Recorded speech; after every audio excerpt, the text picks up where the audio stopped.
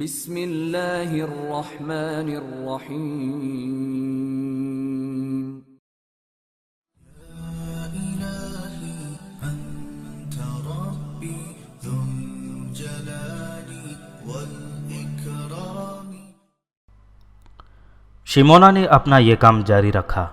روزینہ مشروب میں نشہ ملا دیتی اور شیمونا وہ سراہی انڈیل کر اور مشروب ڈالتی اور اس میں اپنا صفوف ڈال دیتی۔ وہ سلطان برق یارق میں نمایاں تبدیلی دیکھنے لگی۔ شیمونا نے موقع پیدا کر کے وزیر اعظم سمیری کے ساتھ مختصر سی ملاقات کی اور اسے بتایا کہ وہ اپنا کام کر رہی ہے اور سلطان میں تبدیلی آ رہی ہے۔ تبدیلی یہ کہ وہ اب کسی وقت گہری سوچ میں کھو جاتا ہے اور بات سنجیدگی سے کرتا تھا۔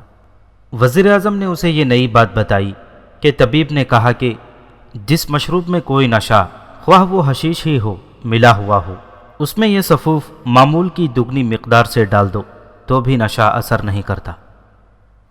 طبیب کی یہ ہدایت شیمونا کے لیے بڑی آسان تھی۔ روزانہ مشروب غسل خانے کی نالی میں گرانا خطرناک تھا، وہ کسی بھی وقت پکڑی جا سکتی تھی۔ اس نے اب یہ طریقہ اختیار کیا کہ روزینہ نشے والا مشروب سراہی میں ڈالتی تو شیمونا اس میں اپنا صفوف زیادہ مقدار میں ملا دیتی۔ خانہ جنگی دور دور تک پھیل گئی تھی۔ سرکاری فوج لڑ تو رہی تھی لیکن اس کی طاقت ختم ہوتی جا رہی تھی۔ اس فوج کو باطنیوں نے مسلمانوں کے روپ میں پورا کیا اور اس میں شامل ہو گئے تاکہ یہ آگ جلتی رہے۔ امن و امان تباہ ہو گیا تھا، لوگوں کو کھانے کے لیے اناج بھی نہیں ملتا تھا۔ جو لوگ نہ سرکاری فوج کے ساتھ تھے نہ باغیوں کے ساتھ تھے، وہ تو ڈر کے مارے باہر ہی نہیں نکلتے تھے۔ باطنی شہر میں بھرتے چلے جا رہے تھے اور صاف نظر آنے لگا تھا کہ کسی بھی دن حسن بن صباح یہاں آ دھمکے گا اور سلطان کی گدی پر بیٹھ کر سلطان برق یارق کو قتل کر دے گا۔ ایک روز شیمونا وزیر اعظم سے ملی اور اسے کہا کہ وہ طبیب سے کوئی ایسا زہر لا دے جو جسم میں جاتے ہی جسم کو بے جان کر دے۔ وزیر اعظم نے اسی روز ایک زہر شیمونا کو دے دیا جو شیمونا نے اپنے پاس چھپا کر رکھ لیا۔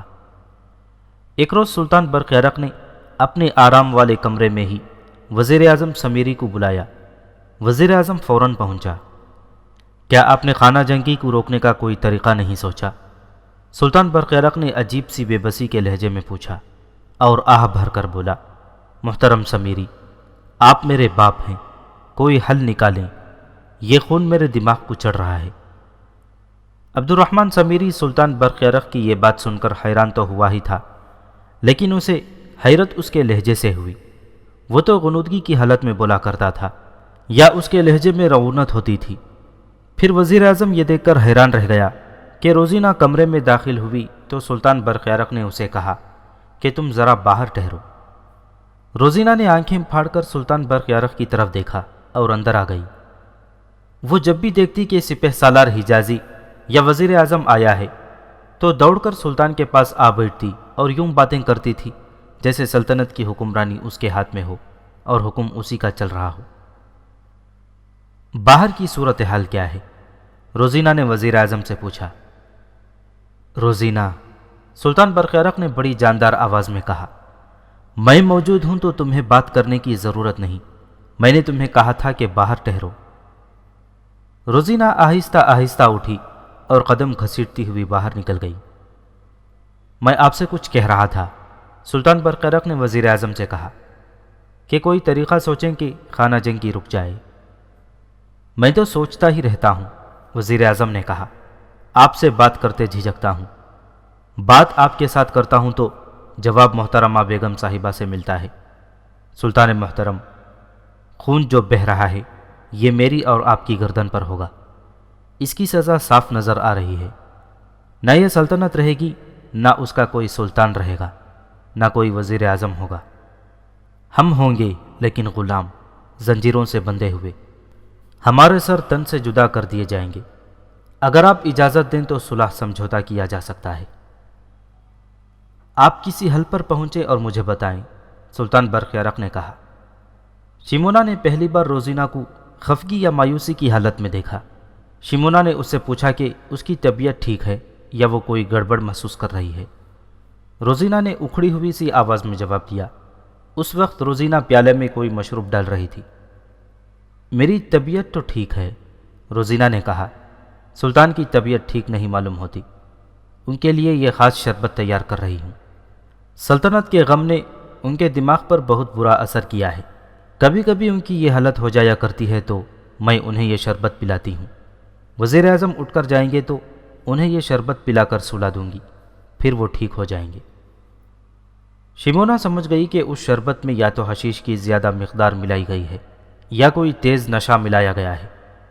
شمونا کو شک ہوا کہ سلطان برق یارق نے اسے کوئی سخت بات کہہ دی ہے جس کی شمونا کو توقع نہیں تھی۔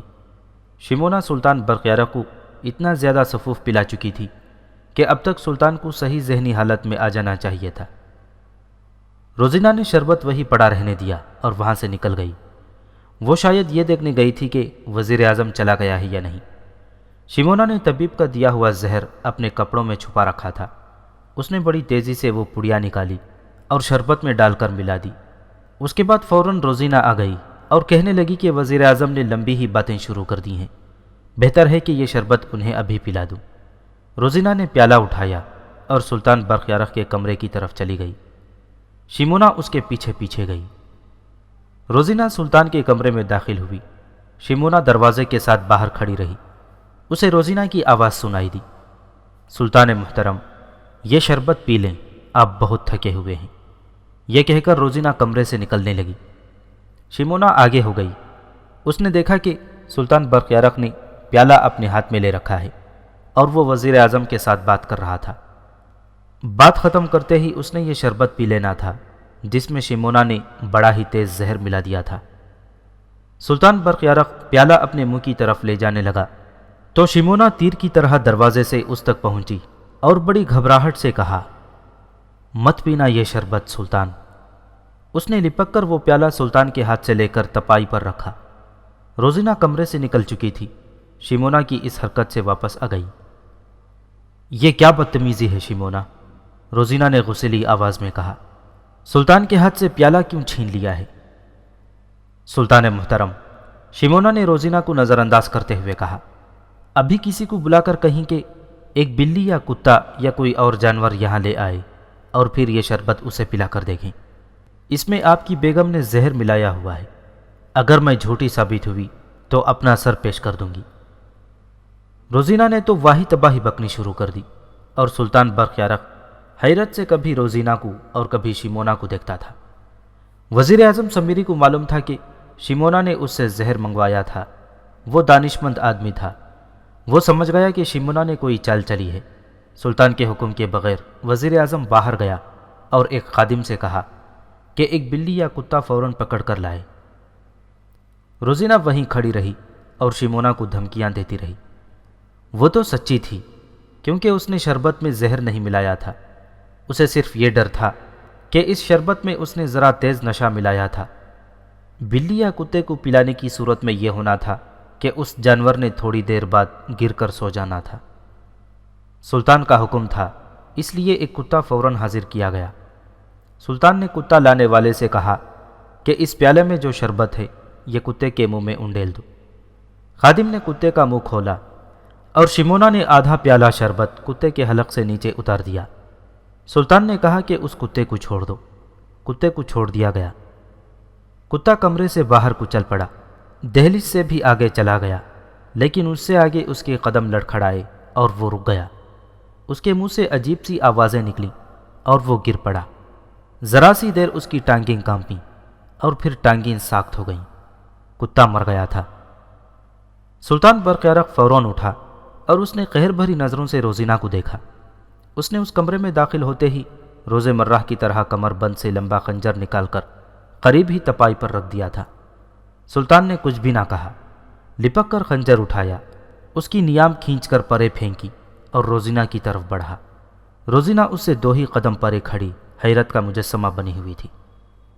نہیں سلطان، وزیر اعظم سمیری نے برق یارق کی طرف لپکتے ہوئے گھبرائی ہوئی آواز میں کہا، یہ کام آپ کا نہیں، جلات کا ہے۔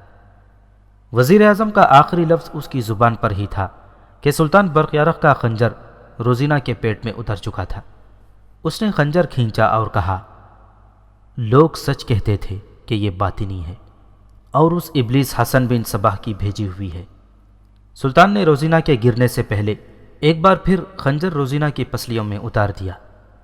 روزینہ گری، سلطان نے خنجر کھینچ لیا اور فرش پر پھینک دیا۔ سلطان نے کچھ دیر آخری سانسیں لیتی ہوئی روزینہ کو دیکھا اور اس کے بہتے ہوئے خون کو دیکھا۔ شیمونا اور وزیر اعظم بھی روزینہ کو مرتا ہوا دیکھ رہے تھے۔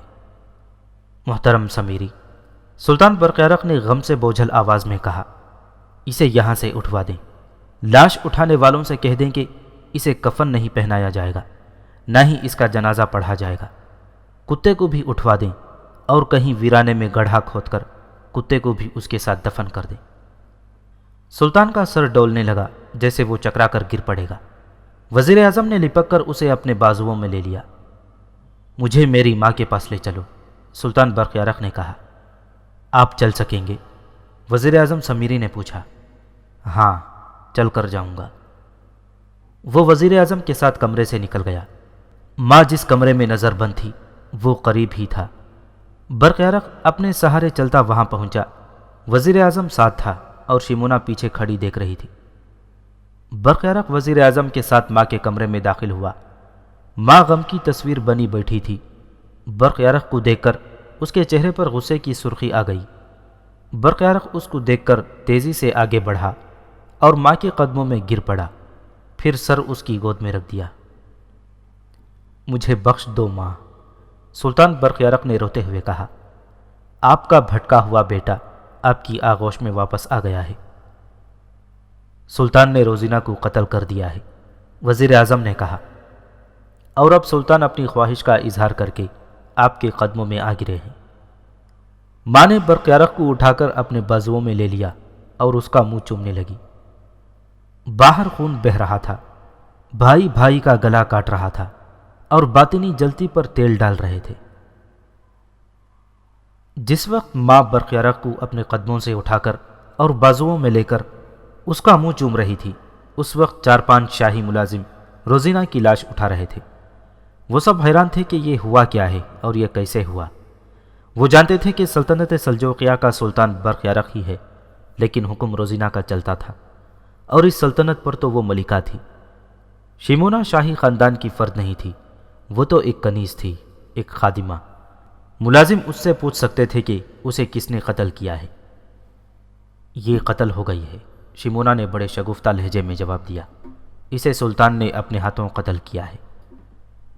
اس سے کیا جرم سرزد ہو گیا تھا؟ کیا آپ نہیں جانتے تھے کہ یہ باطنی تھی؟ شیمونا نے کہا۔ یہ اس شیطان حسن بن صبح کی بھیجی ہوئی تھی۔ اچھا ہوا سلطان کو پتہ چل گیا۔ عہدیدار نے دونوں ہاتھ جوڑ کر آسمان کی طرف دیکھا اور بولا، اللہ تیرا شکر ہے، سب تعریفیں تیری ذات کے لیے ہیں۔ سلطان کہاں ہیں؟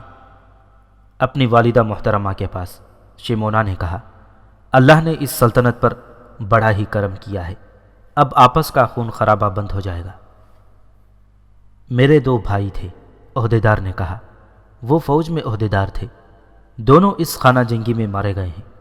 میرا گھر ماتم کدا بنا ہوا ہے۔ شکر ادا کرو اللہ کا، شیمونا نے کہا۔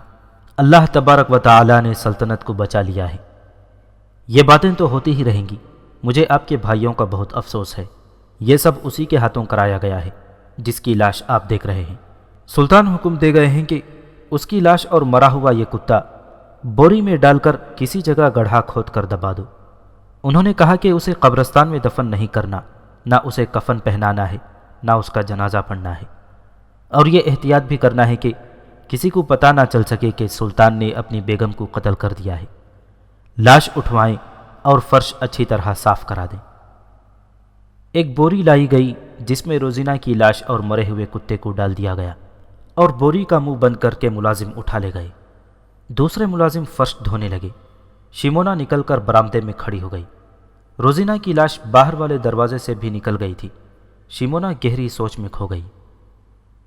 یہ ہے انسان کی اصل حقیقت۔ شیمونا کے ہونٹوں سے ذرا بلند سرگوشی نکل گئی۔ کیا کہا شیمونا بی بی؟ شیمونا کو ایک خادمہ کی آواز سنائی دی جو اس کے پاس آ کھڑی ہوئی تھی، لیکن شیمونا اسے دیکھ نہیں سکی تھی۔ خادمہ سمجھی کہ شیمونا نے اسے کچھ کہا ہے۔ شیمونا نے اس کی طرف دیکھا اور چونکی۔ میں کہہ رہی تھی کہ انسان اپنی حقیقت اور اصلیت کو بھول جاتا ہے۔ شیمونا نے کہا۔ یہ بدنصیب یوں سمجھ بیٹھی تھی جیسے یہ ہمیشہ اس سلطنت کی ملکہ بنی رہے گی۔ یہ اللہ کو بھول گئی تھی اور شیطان کی پوجارن بن گئی تھی۔ حکمرانی کے نشے میں اپنا تختہ اپنے ہاتھوں الٹ دیا کرتے ہیں۔ عبرت تو کوئی حاصل نہیں کرتا، خادمہ نے کہا۔ جس کے سر پر سلطانی کا تاج رکھ دیا جاتا ہے وہ سب سے پہلے یہ بھولتا ہے کہ سدا بادشاہی اللہ کی ہے۔ اس ملکہ کا انجام دیکھ لو، ایک کتے کے ساتھ دفن ہو رہی ہے اور اس کی قبر بھی نہیں بنے گی۔ شیمونا نے کہا، کوئی یہ بھی نہیں کہہ سکے گا کہ یہاں وہ عورت دفن ہے جس نے کچھ عرصہ اس سلطنت پر حکومت کی تھی اور سلطان کو بھی اپنا غلام بنا لیا تھا۔ شیمونا اپنے خیالوں میں کھو گئی تھی۔ روزینہ کی لاش دور نکل گئی تھی۔ محل کے باہر والے دروازے میں ایک عورت آ کھڑی ہوئی۔ دربان نے اسے دیکھا اور سر سے اشارہ کیا۔ عورت اندر آ گئی۔ شیطان کی دوسری پوجارن آ گئی ہے، خادمہ نے کہا۔ غور سے سن لو، شیمونا نے خادمہ سے کہا۔ اسے یہ پتہ نہ چلنے دیں کہ روزینہ مری جا چکی ہے۔ تم دیکھ رہے ہو کہ باہر والے دربان کو بھی معلوم نہیں کہ یہ جو بوری گھوڑا گاڑی میں محل سے نکالی گئی ہے اس میں روزینہ کی لاش تھی۔ تم یہاں سے چلی جاؤ اور سامنے نہ آنا۔ یہ تھی وہ عورت جو روزینہ کے پاس آتی اور اسے پیغام لے کر اس طبیب تک پہنچاتی تھی جو حسن بن صباح کا بھیجا ہوا خاص آدمی تھا اور جس نے زمین دوست طریقوں سے خانہ جنگی شروع کرائی تھی۔ یہ عورت پیغام بھی لایا کرتی تھی۔ اس کی عمر 35 سال کے لگ بھگ تھی اور وہ خوبصورت عورت تھی۔ ایسا لباس پہنتی تھی کہ کسی شاہی خاندان کی عورت معلوم ہوتی تھی۔ روزینہ نے اسے شیمونا کے متعلق بتا دیا تھا کہ یہ اس کی ہمراز کنیز ہے اور حسن بن صباح کی غائبانہ معتقد اور مرید ہے۔ اس کی وجہ یہ ہے کہ عورت شیمونا کے ساتھ بھی کچھ بے تکلف ہو گئی تھی۔ شیمونا کسی کو اپنے ساتھ بے تکلف کرنے کے فن میں مہارت رکھتی تھی۔ اس عورت کے ساتھ شیمونا کی اچھی خاصی دوستی پیدا ہو گئی تھی۔ یہ عورت ذرا قریب آئی تو اس کے ہونٹوں پر مسکراہٹ آ گئی۔ شیمونا بھی کھل کر مسکرائی اور اس کے استقبال کو آگے بڑھی۔ کون سے کمرے میں ہیں؟ اس عورت نے روزینہ کے متعلق پوچھا۔ شیمونا کو کہنا تو یہ چاہیے تھا کہ اب وہ کسی بھی کمرے میں نہیں بلکہ ایک کتے کے ساتھ بوری میں بند ہے اور شاید اب تک زمین میں بھی دبائی جا چکی ہوگی، لیکن شیمونا نے یوں نہ کہا، نہ ہی اسے ایسا کہنا چاہیے تھا۔ آپ آئیں تو صحیح، شیمونا نے کہا۔ آج آپ کو کچھ دیر انتظار کرنا پڑے گا۔ وہ سلطان کے پاس ہیں اور شاید انہیں معلوم تھا کہ آپ آ رہی ہیں۔ انہوں نے مجھے بتایا تھا کہ آپ آئیں گی تو میں آپ کو کمرے میں بٹھاؤں۔ آ جائیں۔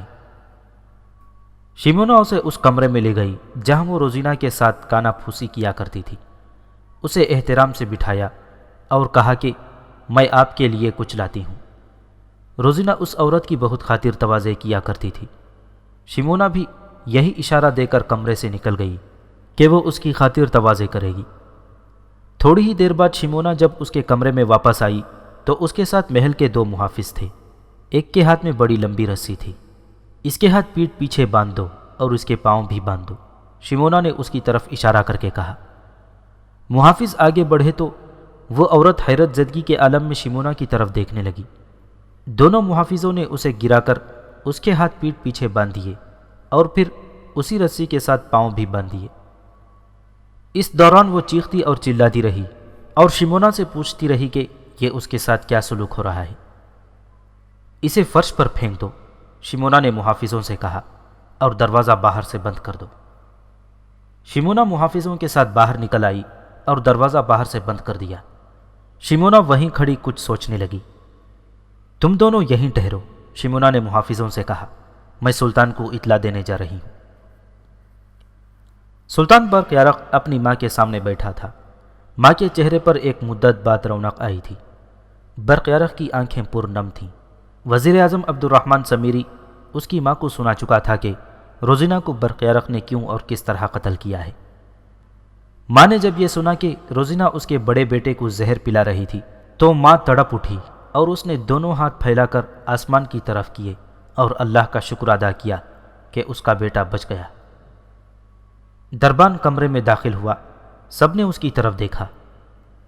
سلطان محترم کی کنیز آئی ہے، دربان نے کہا، اندر آنے کی اجازت چاہتی ہے۔ اسے فوراً اندر بھیج دو، برق یارق کی ماں نے کہا۔ یہ تو اللہ کا بھیجا ہوا فرشتہ ہے جس نے میرے بیٹے کی جان بچائی ہے اور سلجوقی سلطنت کو بڑے خطرے سے محفوظ کر دیا ہے۔ شمونا کمرے میں داخل ہوئی۔ برق یارق کی ماں اٹھی اور لپک کر شمونا کو گلے لگا لیا۔ وہ شمونا کو چومتی اور اس کا شکریہ ادا کرتی جا رہی تھی۔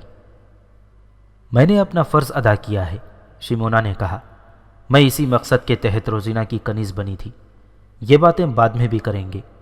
میں سلطان عالی مقام کو یہ اطلاع دینے آئی ہوں کہ روزینہ کی لاش کتے کے ساتھ بوری میں بند کر کے لے گئے ہیں، اور دوسری اطلاع اس سے زیادہ ضروری ہے، وہ یہ کہ اتفاق سے ایک عورت آ گئی ہے جسے میں اچھی طرح جانتی ہوں۔ وہ روزینہ کو پیغام دینے اور اس کے پیغام لے جانے آیا کرتی تھی۔ یہ پیغام حسن بن صباح کی طرف سے آتے تھے۔ میں نے روزینہ کے ساتھ بھی بے تکلفی پیدا کر لی تھی اور اس عورت کے ساتھ بھی۔ ابھی تو میں نے اسے یہ کہہ کر کمرے میں بٹھا دیا ہے کہ روزینہ کو اطلاع دیتی ہوں۔ میں محافظ دستے کے 2 آدمی ساتھ لے گئی اور ایک رسی بھی۔ میرے کہنے پر انہوں نے اس عورت کے ہاتھ پاؤں باندھ دیے ہیں اور اسے ایک کمرے میں بند کر دیا ہے۔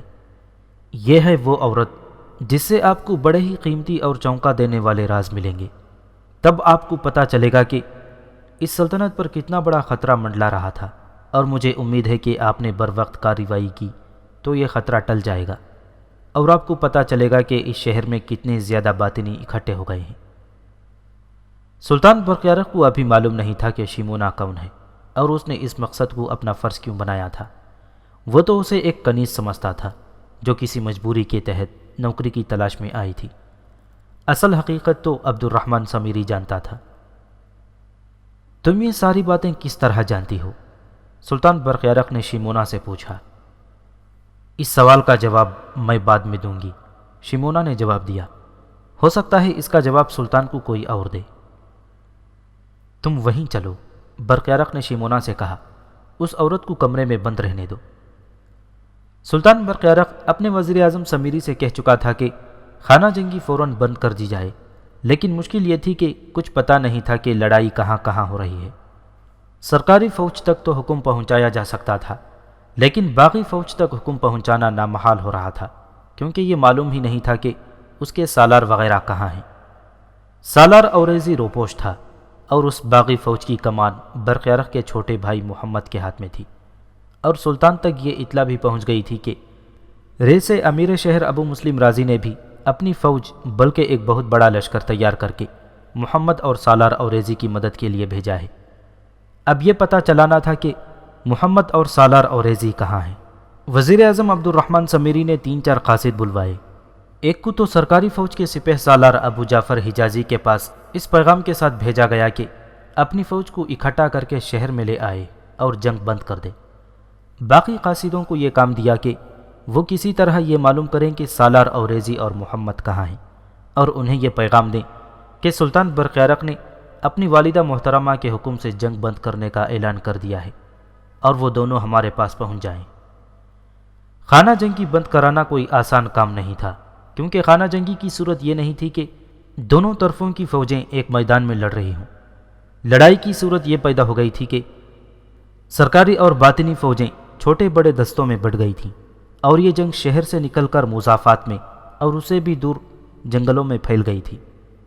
ایک دوسرے پر شبخون مارے جاتے تھے، اور کہیں دستے آپس میں جم کر لڑتے تھے۔ دونوں طرف زخمی اور ہلاک ہو رہے تھے۔ بعض کی لاشیں ان کے گھروں تک پہنچ جاتی تھیں، اور اکثر لاشیں وہیں گھوڑوں تلے روندی کچلی جاتی تھیں۔ یوں بھی ہوتا تھا کہ سرکاری یا باغی فوج کا کوئی آدمی مارا جاتا اور اس کی لاش گھر آ جاتی تو اس کا کوئی بھائی یا باپ یا چچا وغیرہ اسے ذاتی یا خاندانی قتل سمجھ کر انتقام کے لیے خانہ جنگی میں شامل ہو جاتا۔ باطنیوں نے لوگوں کا یہ رد عمل اور انداز دیکھا تو انہوں نے طبیب کو بتایا۔ طبیب تخریب کاری کا ماہر تھا۔ اس نے اپنے آدمیوں کو ایک خصوصی ہدایت نامہ جاری کیا، جس کے بعد یہ سلسلہ شروع ہو گیا کہ کسی آدمی کی لاش شہر میں آتی تو اس کے گھر والوں کو بتایا جاتا کہ اسے فلاں آدمی نے لڑائی میں قتل کیا ہے۔ مقتول کے گھر کے آدمی اس آدمی کے گھر پر ٹوٹ پڑتے اور ان کے 1-2 آدمیوں کو قتل کر دیتے۔ یہ سلسلہ یوں آگے چلا گیا، اور باطنی تخریب کار کسی گھر میں آ کر یہ اطلاع دیتے کہ تمہارا جو آدمی لڑنے گیا تھا وہ آدمی مارا گیا ہے، اور اس کی لاش کو گھوڑوں تلے کچل اور مسل دیا گیا ہے اور اسے فلاں آدمی نے قتل کیا ہے۔ اس اطلاع کا رد عمل بھی یہی ہوتا کہ مقتول کے وارث اس گھر کے کسی آدمی کو قتل کر دیتے۔ اس طرح اس خانہ جنگی میں یہ نیا پہلو پیدا ہو گیا جس نے لوگوں کے درمیان ذاتی دشمنی پیدا کر دی۔ شہر کے لوگ اپنے گھروں کے دروازے اندر سے مقفل رکھتے تھے۔ بعض مورخوں نے لکھا ہے کہ یہ خانہ جنگی 2 سال جاری رہی تھی، لیکن مستند مورخ کچھ حوالے دے کر لکھتے ہیں کہ خانہ جنگی 1 سال اور 1 یا 2 مہینے لڑی گئی تھی، اور اس نے سلطنت اور لوگوں کو بھی بہت زیادہ جانی اور مالی نقصان پہنچایا تھا۔ سب سے بڑا نقصان تو یہ تھا کہ سلطنت کا انتظام تہہ و بالا ہو گیا تھا، اور اس سے بھی بڑا نقصان یہ ہوا کہ حسن بن صباح نے بڑے وسیع و عریض علاقے پر قبضہ کر لیا، یا یوں کہیے کہ ان علاقوں کو اس نے زیر اثر لے لیا۔ سلطنت سلجوقیہ کو خانہ جنگی میں الجھا کر اس نے اپنا مقصد بڑی آسانی سے پا لیا تھا۔ اسے صرف سلطنت کی فوج روک سکتی تھی، لیکن اس سلطنت کو اس نے خاک و خون کے بڑے ہی خوفناک کھیل میں الجھا دیا۔ سرکاری فوج کا سپہ سالار ابو جعفر حجازی چونکہ شہر میں ہی تھا اور یہیں سے لڑائی کو کنٹرول کر رہا تھا، اس لیے وزیر اعظم عبد الرحمن سمیری کے قاصد کے پہنچتے ہی وہ آ گیا۔ اس نے سلطان برق یارق کو اپنی ماں کے پاس بیٹھا دیکھا تو وہ کچھ پریشان بھی ہوا اور حیران بھی۔ حجازی، سلطان برق یارق نے کہا، جنگ فوراً بند کر دو اور اپنی فوج کو اس شہر میں بلا لو۔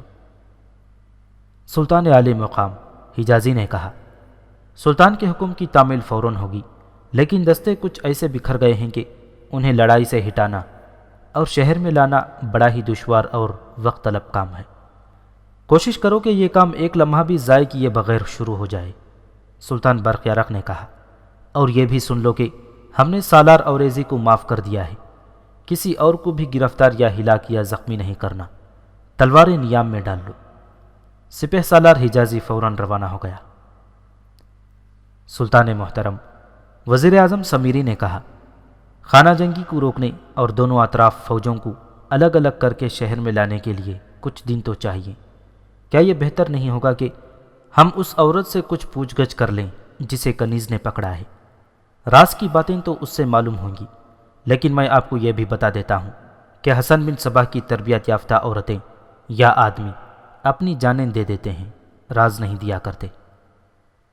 ہاں، سلطان برق یارق نے کہا، یہ خطرہ تو ہے، لیکن ہم کوشش کرتے ہیں، شاید اس عورت کی زبان سے کچھ اگلوا سکیں۔ ہمیں ناکامی ہوئی تو زندہ یہ بھی نہیں رہے گی۔ میں اپنی اس کنیز نگینہ کا احسان ساری عمر نہیں بھول سکوں گا۔ اگر ماں نے مجھے اجازت دے دی تو میں اس کے ساتھ شادی کر لوں گا۔ شمونا نے روزینہ اور سلطان برق یارق کو اپنا نام نگینہ بتایا تھا، اس لیے برق یارق اسے نگینہ ہی سمجھ رہا تھا۔ اس کا نام عبد الرحمن سمیری کو معلوم تھا، لیکن اس نے سلطان کو ابھی اصل نام نہیں بتایا تھا۔ میرے بیٹے، ماں نے برق یارق سے کہا، یہ خون خرابہ رک جائے اور سلطنت پر خطروں کی گھٹائیں منڈلا رہی ہیں، یہ اڑ جائیں تو میں تمہیں شادی کی اجازت بھی دے دوں گی، اور میرا خیال ہے کہ اس سے بڑھ کر اچھی لڑکی کوئی اور نہیں ہوگی۔ وزیر اعظم سمیری نے جب یہ سنا کہ سلطان شمونا کے ساتھ شادی کرنا چاہتا ہے اور سلطان کی ماں بھی اسی لڑکی کو پسند کر رہی ہے تو اسے پریشانی سی ہوئی، کیونکہ شمونا مزمل آفندی کی محبت میں گرفتار تھی اور اس نے مزمل کے ساتھ ہی شادی کرنی تھی۔ سمیری کو پریشانی یہ تھی کہ جب یہ صورت پیدا ہوگی کہ سلطان شمونا سے شادی کا فیصلہ کرے گا تو اسے کس طرح قائل کیا جا سکے گا کہ شمونا سے ہاتھ اٹھا دے اور اسے دل سے نکال دے، کیونکہ یہ مزمل کے ساتھ منسوب ہے۔ دونوں اس کمرے میں گئے جہاں وہ عورت اوندھے منہ فرش پر پڑی تھی اور اس کے ہاتھ اور پاؤں بندھے ہوئے تھے۔ سلطان برق یارق نے محافظ دستے کے کمانڈر کو بلایا اور اسے کہا کہ اس عورت کے ہاتھ پاؤں کھول دے۔ ذرا سی دیر میں عورت کے ہاتھ پاؤں کھل گئے اور وہ واہی تباہی بکنے لگی کہ سلطان کی ایک ادنا سی کنیز نے اس کے ہاتھ پاؤں بندھوا دیے تھے۔ تم کون ہو؟ سلطان برق یارق نے پوچھا، اور یہاں کیا لینے آئی تھی؟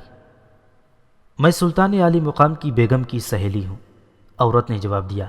میں ان کے پاس آتی رہتی ہوں، آج آئی تو آپ کی کنیز نے تمہیں رسیوں سے بندھوا دیا۔ سلطان برق یارق نے اس کی بات کاٹ کر کہا، اور تمہیں میری بیگم دیکھنے نہیں آئی؟ تم کس کی بیٹی ہو؟ تم کس کی بیوی ہو؟ تمہارا گھر کہاں ہے؟ مجھے ٹھیک جواب دو اور میں تمہارے ساتھ تمہارے گھر چلوں گا۔ میرا نام رابعہ ہے، عورت نے جواب دیا۔ میں شہدر کی رہنے والی ہوں اور یہاں اپنے خاندان کے ساتھ رہتی ہوں، لیکن میں آپ سے یہ عرض کروں گی کہ میرے گھر نہ آئیں، کیونکہ میرا شوہر بڑا ہی ظالم آدمی ہے اور وہ وہمی بھی ہے۔ اگر آپ یا کوئی اور میرے گھر آیا تو میرا خاوند میرے اوپر نہ جانے کیسے کیسے الزام تھوپ دے اور میری پٹائی شروع کر دے۔ میں شہدر کے ایک قبیلے کے سردار کی بیٹی ہوں۔ تمہارا نام رابعہ نہیں، وزیر اعظم عبد الرحمن سمیری نے کہا۔ تمہارا باپ کسی بھی قبیلے کا سردار نہیں، نہ تمہارا کوئی خاوند ہے۔ میری ایک بات غور سے سن لو، اپنی اصلیت فوراً بتا دو، اس میں تمہارا فائدہ ہے۔ اگر تمہارا یہ ارادہ ہے کہ تم کوئی راز اگلنے سے پہلے اپنے آپ کو ہلاک کر لو گی تو یہ خیال دل سے نکال دو۔ سمیری نے محافظ دستے کے کمانڈر سے کہا، اس کے دونوں ہاتھ پکڑ کر پیچھے کر لو۔ رابعہ فوراً اٹھی اور اس نے اپنے دونوں ہاتھ اپنی ناف پر رکھ لیے۔ کمانڈر طاقتور آدمی تھا، اس نے پیچھے ہو کر عورت کے دونوں بازو پکڑے اور بڑی زور سے جھٹکا دے کر بازو اس کی پیٹھ کے پیچھے کر لیے۔ سمیری آگے بڑھا اور اس کی قمیض اوپر کر دی۔ اس نے سلطان برق یارق سے کہا کہ یہ دیکھ لے۔ عورت نے نیفے میں ایک خنجر اڑسا ہوا تھا، سمیری نے یہ خنجر اس کے نیفے سے نکال لیا۔ سلطان محترم، سمیری نے برق یارق سے کہا، اس خنجر کی نوک یقیناً زہر میں بجھی ہوئی ہے، کسی جانور کو مار کر دیکھ لیں۔ وزیر اعظم سمیری نے اس عورت کے بال مٹھی میں پکڑ کر بڑی زور سے جھٹکا دیا۔ عورت کے دانت بج اٹھے۔ دوسرا جھٹکا دے کر سمیری نے اس کا سر نیچے کر دیا۔ ہم تمہیں مرنے نہیں دیں گے، سمیری نے کہا، ایسی اذیتیں دیں گے کہ مرو گی بھی نہیں اور زندہ بھی نہیں رہو گی۔ حسن بن صباح تمہیں ہم سے چھڑا نہیں سکے گا۔ کہو سچ بولتی ہو؟ کیا سچ بولوں؟ رابعہ نے کہا۔ کیا آپ لوگوں نے اتنی بھی تہذیب نہیں کہ میں اتنی بڑے باپ کی بیٹی؟ وزیر اعظم سمیری نے اس کی بات پوری نہ ہونے دی اور بڑی زور سے جھٹکا دیا جسے وہ پیچھے دیوار کے ساتھ ٹکرائی۔ محافظ دستے کا کمانڈر آگے بڑھا۔ مجھے اجازت دیں کہ میں اس کی زبان کھولوں، کمانڈر نے کہا۔ سلطان برق یارق کے اشارے پر کمانڈر رابعہ کی طرف بڑھا اور اس کی گردن اور اس کے کندھے کے درمیان میں کوئی رگ اپنی مٹھی میں لے کر دبائی۔ رابعہ تڑپنے لگی اور اس کا منہ کھل گیا۔ یہ عورت اتنی طاقتور کمانڈر کی مٹھی میں ایسے ہی تھی جیسے شیر نے ایک خرگوش کو اپنے منہ میں لے رکھا ہو۔ کہو میں باطنی ہوں، کمانڈر نے کہا۔ اس کے ساتھ ہی کمانڈر نے مٹھی اور زور سے دبائی تو عورت کا چہرہ لال سرخ ہو گیا اور وہ اور زیادہ تڑپنے لگی۔ کمانڈر نے ایک بار پھر کہا کہ وہ کہے کہ میں باطنی ہوں۔ رابعہ نے اپنا سر زور زور سے ہلایا جیسے وہ اقرار کر رہی ہو۔ کمانڈر نے اس کی رگ چھوڑ دی، وہ فرش پر گری اور ایک ہاتھ سے وہ رگ دبانے لگی۔ اس کا چہرہ بتاتا تھا کہ وہ ابھی تک تکلیف میں ہے۔ بولو، کمانڈر نے اس پر پاؤں کی ٹھوکر خاصے زور سے لگا کر کہا۔ مجھے قتل کر دو، رابعہ نے روتے ہوئے کہا۔ اگر میں اپنا سینہ کھول کر راز آپ کے آگے انڈیل دیتی ہوں تو بھی مجھے قتل کر دیا جائے۔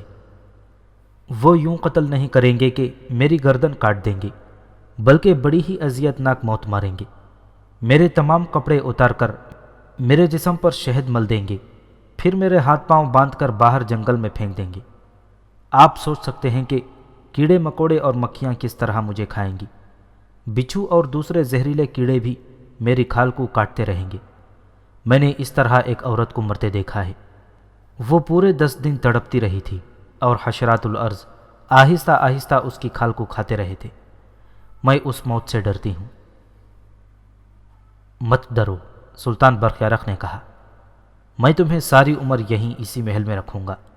چاہو گی تو کسی اچھے آدمی کے ساتھ تمہاری شادی کرا دوں گا۔ یہاں آرام سے عمر گزارو گی اور بڑے ہی عیش و عشرت میں رہو گی۔ اگر جھوٹ بولو گی تو سن لو، وزیر اعظم سمیری نے کہا۔ تمہیں قید خانے میں بڑی ہی بدبودار کوٹھری میں پھینک دیا جائے گا جس میں چوہے اور زہریلے کیڑے رہتے ہیں۔ دن کے وقت تمہیں الٹا لٹکا کر نیچے دہکتے انگارے رکھ دیے جائیں گے اور ان پر ایک آدمی مرچیں پھینکتا رہے گا۔ تصور میں لاؤ کہ مرچوں کا دھواں تمہاری ناک اور منہ کے راستے تمہارے اندر جائے گا تو تمہاری کیا حالت ہوگی۔ رات کو تمہیں اس کوٹری میں بند کر دیا جائے گا۔ بہتر ہے کہ تم اپنی اصلیت بتا دو، اور تمہارا رابطہ حسن بن صباح کے ساتھ جن لوگوں کے ساتھ ہے وہ بتا دو کہاں کہاں رہتے ہیں۔ انہیں پتہ ہی نہیں چلنے دیا جائے گا کہ ہمیں یہ راز تم نے دیا ہے۔ مسلمان مورخوں نے اور یورپی مورخوں نے بھی متفقہ طور پر لکھا ہے کہ حسن بن صباح کے فدائیوں کو ایسی تربیت دی جاتی تھی کہ ان کی فطرت ہی بدل جاتی تھی۔ ان کے لیے زندگی اور موت کوئی معنی نہیں رکھتی تھی۔ وہ زندہ رہتے تھے تو صرف حسن بن صباح کے احکام کی تعمیل کے لیے زندہ رہتے تھے، اور جب اپنی جانیں لینے پر آتے تھے تو بڑے فخر اور اطمینان سے اپنی جانیں دیتے تھے۔ ہر فدائی کے پاس، خواہ وہ عورت ہوتی یا مرد، ایک خنجر ہوتا تھا جس کی نوک زہر میں بجھی ہوئی ہوتی تھی۔ ان میں سے کوئی پکڑا جاتا اور وہ دیکھتا کہ فرار کا کوئی راستہ نہیں اور راز اگلنا ہی پڑے گا تو وہ خنجر نکال کر اپنے دل میں اتار لیتا تھا۔ رابعہ نے بھی اپنے پاس ایک خنجر اسی مقصد کے لیے رکھا ہوا تھا، لیکن وزیر اعظم عبد الرحمن سمیری جانتا تھا کہ ہر فدائی کے پاس خنجر ہوتا ہے۔ اس نے اس عورت کے لباس سے خنجر نکال لیا۔ اس خنجر کی موجودگی ہی یہ پکا ثبوت تھا کہ وہ حسن بن صباح کی تربیت یافتہ عورت ہے۔ سلطان برقیارق کے ذہن میں اگر ابھی تک کوئی شک باقی تھا تو وہ بھی نکل گیا۔ میں اپنے 2 بچوں کے لیے زندہ رہنا چاہتی ہوں، رابعہ نے آنسو بہاتے ہوئے کہا۔ دونوں ابھی چھوٹے ہیں۔ اس کا مطلب یہ ہے کہ تمہارا خاوند بھی ہے، عبد الرحمن سمیری نے کہا۔ وہ بھی یقیناً فدائی ہوگا۔ میرا کوئی خاوند نہیں، رابعہ نے کہا۔ میں کبھی کسی کی بیوی نہیں رہی۔ ایک بچے کا باپ کوئی اور ہے اور دوسرے کا کوئی اور۔ میں نے اپنی زندگی شیخ الجبل حسن بن صباح کے نام وقف کر دی تھی۔ میری ساری عمر فریب کاری میں گزری ہے۔ وہ ہم جانتے ہیں، عبد الرحمن سمیری نے کہا۔ ہم جانتے ہیں کہ فدائی عورتیں کیا کچھ کرتی ہیں۔ ہمیں یہ بتاؤ کہ یہاں جو فدائی ہیں وہ کہاں کہاں رہتے ہیں۔ اس شہر کی 1/4 آبادی باطنیوں کی ہے، رابعہ نے کہا۔ کوئی ایک بھی اس شہر کا باشندہ نہیں، سب باہر سے آئے ہیں۔ میں اتنے زیادہ لوگوں کے گھر تو بتا نہیں سکتی، صرف ایک جگہ بتاتی ہوں۔ وہاں رات کو چھاپا ماریں تو آپ کو فدائیوں کا ایک مرکز مل جائے گا۔ وہاں جو آدمی ہوں گے ان کے متعلق میں اتنا ہی کہوں گی کہ ہر آدمی حسن بن صباح کا فدائی ہے۔ اس نے طبیب کے گھر کا پتہ بتا دیا، پھر اس نے چند اور اہم آدمیوں کے نام اور ٹھکانے بتائے۔ آپ کی سلطنت میں خانہ جنگی حسن بن صباح نے شروع کرائی ہے، رابعہ نے بتایا۔ سلطان کو مٹھی میں لینے اور انہیں کٹ پتلی کی طرح استعمال کرنے کے لیے روزینہ کو بھیجا گیا تھا۔ روزینہ سلطان کو صبح شام ایک خاص قسم کی حشیش پلاتی رہتی تھی، اور پھر اس کیفیت میں وہ اپنے حسن و جوانی کا طلسم استعمال کرتی تھی۔ سلطان تو جوان ہیں اور ان کے جذبات بھی جوان ہیں۔ روزینہ اور اس جیسی لڑکیاں پتھروں کو بھی موم کر لیا کرتی ہیں۔ میں روزینہ اور طبیب کے درمیان ایک رابطہ ہوں۔ اگر روزینہ انکار کرتی ہے اور کہتی ہے کہ میں جھوٹ بول رہی ہوں تو اسے میرے سامنے لائیں۔ میں آپ کو اس محل میں وہ جگہ دکھا دوں گی جہاں اس نے حشیش رکھی ہوئی ہے۔ کیا روزینہ مجھے قتل کرنا چاہتی تھی؟ سلطان برقیارق نے پوچھا۔ نہیں، رابعہ نے جواب دیا۔ آپ پوری طرح اس کی مٹھی میں تھے، آپ کو قتل کرنے کی کوئی ضرورت نہیں تھی۔ قتل صرف اس صورت میں آپ کو کیا جاتا کہ آپ بیدار ہو کر اس کی مٹھی سے نکل آتے۔ ہاں، آپ کے دونوں بھائیوں کو، آپ کی ماں کو اور آپ کے وزیر اعظم کو قتل کرنا تھا، لیکن کچھ دیر بعد۔ ایک بات اور بتاتی ہوں، لیکن میں شک میں ہوں۔ آپ کی یہ جو کنیز ہے اس نے اپنا نام نگینہ بتایا ہے۔ مجھے کچھ ایسا شک ہوتا ہے کہ اس کا نام نگینہ نہیں کچھ اور ہے۔ میں لڑکپن میں حسن بن صباح کے پاس گئی تھی، مجھے دھوکے میں لے جایا گیا تھا۔ مجھے کچھ ایسا یاد پڑتا ہے کہ یہ کنیز اس وقت وہیں تھی۔ یہاں میں نے اسے دیکھا تو کچھ یقین بھی آنے لگا، کیونکہ یہ روزینہ کے ساتھ پوری طرح بے تکلف تھی اور اس کی رازدار بھی تھی۔ کبھی کبھی حسن بن صباح کی باتیں بھی کرتی تھی، اور روزینہ نے مجھے بتایا تھا کہ اس کی یہ کنیز فطری طور پر باطنی ہے اور غائبانہ طور پر حسن بن صباح کی مرید ہے۔ سلطان برقیارق نے اپنے وزیر اعظم عبد الرحمن سمیری کی طرف دیکھا۔ وزیر اعظم نے سلطان کو آنکھ کا ہلکا سا اشارہ کیا۔ کیا تم اپنے بچوں کو یہاں لانا چاہو گی؟ وزیر اعظم سمیری نے رابعہ سے پوچھا۔ کیا آپ مجھے جانے کی اجازت نہیں دیں گے؟ رابعہ نے پوچھا۔ نہیں، وزیر اعظم سمیری نے کہا۔ تم کہتی ہو کہ اپنے بچوں کے لیے زندہ رہنا چاہتی ہو۔ اب تم صرف اس صورت میں زندہ رہو گی کہ تم یہیں رہو۔ تمہارے بچے یہاں آ جائیں گے۔ ہمیں بتاؤ کہ وہ کہاں ہیں۔ بچے ہی تو نہیں، رابعہ نے کہا، میرا اتنا قیمتی سامان بھی وہاں پڑا ہے۔ سب کچھ آ جائے گا، سلطان برقیارق نے کہا، تم صرف جگہ بتا دو۔ رابعہ نے اپنا گھر اچھی طرح سمجھا دیا۔ بچوں کو ابھی لے آئیں گے، رابعہ نے کہا، سامان رات کو اس طرح لائیں کہ کسی کو پتہ نہ چلے، ورنہ میں ماری جاؤں گی اور میرے بچے بھی محفوظ نہیں رہیں گے۔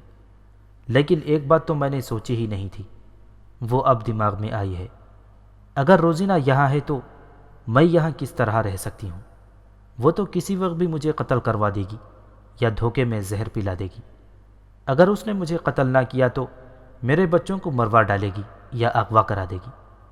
اس کے پاس ایک ایسا زہر ہے جس کا کوئی ذائقہ ہی نہیں۔ وزیر اعظم عبد الرحمن سمیری اور محافظ دستے کے کمانڈر نے سلطان برقیارق کی طرف دیکھا۔ اس بات کا جواب سلطان ہی دے سکتا تھا۔ وہ نہیں جانتے تھے کہ سلطان روزینہ کے قتل کو ابھی پردے میں رکھنا چاہتا ہے یا نہ جانے اس کا کیا خیال ہے۔ تم روزینہ کو یہاں نہیں دیکھ سکو گی، سلطان برقیارق نے کہا، وہ دفن ہو چکی ہے۔ اس سارے محل میں گھوم پھر کر دیکھ لو، وہ زندہ نہیں۔ دفن ہو چکی ہے؟ رابعہ نے حیرت سے پوچھا۔ کیوں؟ کیا وہ بیمار ہو کر مر گئی ہے یا؟ ہم پر اس کی اصلیت بے نقاب ہو گئی تھی، سلطان برقیارق نے جواب دیا۔ میں نہیں جانتا کہ تمہیں حسن بن صباح سے کیا ملتا تھا۔ اگر یہ بتا دو تو یہاں سے تمہیں دگنا انعام ملے گا اور معاوضہ بھی ملے گا۔ اب تم وہی کام ہمارے لیے کرو جو تم حسن بن صباح کے لیے کرتی رہی ہو۔ پہلے تم آوارہ پھرتی رہی ہو، اب تم اس محل کی ایک قابل عزت فرد بنا دی جاؤ گی۔ سوچ لو، اب تمہارے ساتھ کوئی زیادتی نہیں ہوگی۔ داستان کو پہلے بیان کر چکا ہے کہ حسن بن صباح کے کسی فدائی سے راز لینا ایسا ہی ناممکن تھا جیسے ایک پتھر سے دودھ کی دھاریں نکال لی جائیں۔ یہ ایک معجزہ تھا کہ ایک فدائی عورت نے سارے ہی راز دے دیے تھے۔ اس کی ایک وجہ تو یہ ہو سکتی ہے کہ سلطان برقیارق، اس کے بھائی، اس کی ماں اور وزیر اعظم اسلام کے تحفظ، بقا اور فروغ کے لیے لڑ رہے تھے، اور ان کا ایمان تھا کہ اللہ ان کے ساتھ ہے۔ اور دوسری وجہ یہ تھی کہ رابعہ نے اپنی جوانی حسن بن صباح کے باطل عقیدے کو سینے سے لگائے گزار دی تھی، اور وہ سمجھتی تھی کہ حسن بن صباح نے اس کی فطرت ہی بدل ڈالی ہے۔ لیکن ممتا ایسا جذبہ ہے جو ماں کا دین و ایمان بھی ہلا دیتا ہے۔ اس کے چھوٹے چھوٹے 2 بچوں نے اسے راز اگلنے پر مجبور کر دیا تھا۔ بہرحال یہ ایک معجزہ تھا کہ رابعہ نے تمام راز دے دیے اور بہت سے آدمیوں کی نشاندہی بھی کر دی۔